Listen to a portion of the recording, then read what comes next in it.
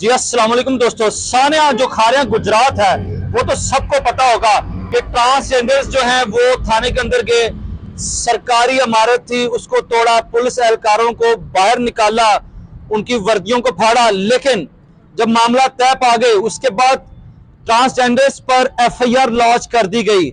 यहां पर अगर कोई वकील सिर्फ हक की बात करे, सच की बात करे या अपना कैमरा ऑन करे तो उसके ऊपर 780 की एफआईआर लॉन्च कर दी जाती है। और अगर ट्रांसजेंडर्स ने ऐसा किया, मेरे ख्याल में जितनी भी दूसरी कम्युनिटी है उनसे अच्छे और बेहतर तो ट्रांसजेंडर्स ही थे, जिन्होंने बताया कि हम हक और सच के लिए कुछ भी कर सकते हैं, हम नहीं झुकेंगे। नीचे आप देख सकते हैं कि पुलिस एहलकारों ने पुलिस एहलकार जब भी किसी को पकड़ते हैं, किसी आम शहरी को, तो जब थाने में लाते हैं तो पहले उसको मां बहन की गाली देते हैं, दूसरा उसको थप्पड़ रसीद करते हैं, तीसरा उसको पंच रसीद करते हैं।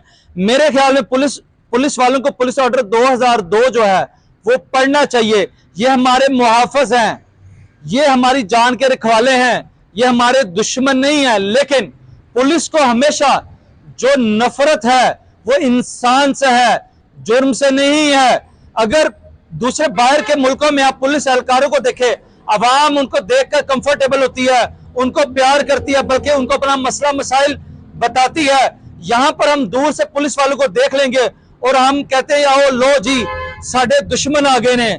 मेरे ख्याल में आईजी साहब आपको पुलिस का निजाम ठीक करना पड़ेगा। इंपॉर्टेंट बात, अगर पुलिस में ये सलाहत हो जाए कि हर पुलिस एहलकार के जिस्म पे बॉडी कैम लगा दिया जाए, तो मेरे ख्याल में कोई भी पुलिस एहलकार ना तो किसी आम शहरी पे तशद्दुद करेगा, ना रिश्वत लेगा, ना किसी के साथ ज्यादती करेगा, ना किसी चार दीवारी का तकद्दुस पामाल होगा।